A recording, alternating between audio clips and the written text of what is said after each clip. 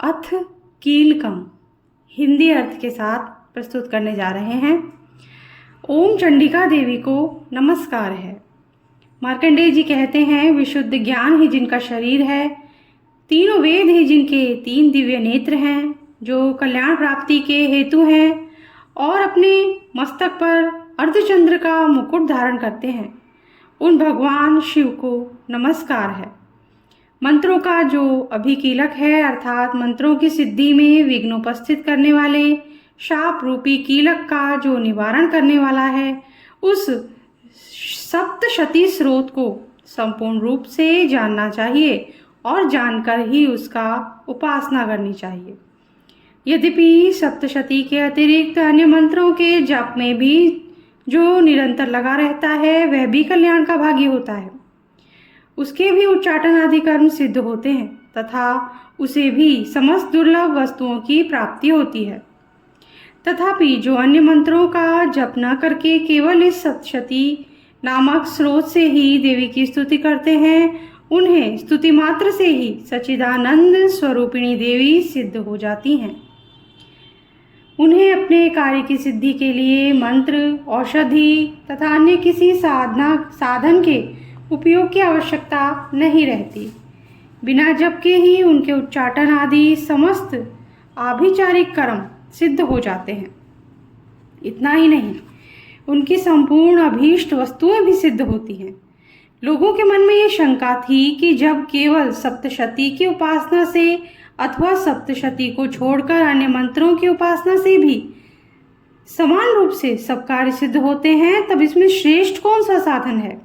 लोगों की इस शंका को सामने रखकर भगवान शंकर ने अपने पास आए हुए जिज्ञासुओं को समझाया कि यह सप्तशती नामक संपूर्ण स्रोत ही सर्वश्रेष्ठ एवं कल्याणमय है।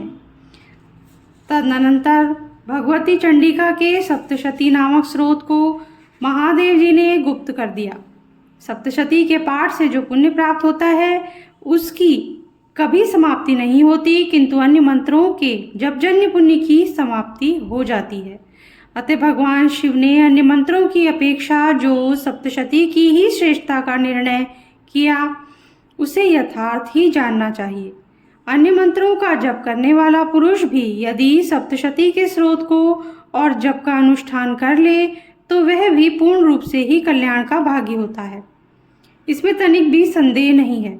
जो साधक कृष्ण पक्ष की चतुर्दशी अथवा अष्टमी को एकाग्रचित होकर भगवती की सेवा में अपना सर्वस्व समर्पित कर देता है और फिर उसे प्रसाद रूप से ग्रहण करता है, उसी पर भगवती प्रसन्न होती हैं, अन्यथा उनकी प्रसन्नता नहीं प्राप्त होती। इस प्रकार सिद्धि के प्रतिबंधक रूप कील के द्वारा महादेव जी ने इस स्रोत को कीलित कर रखा है।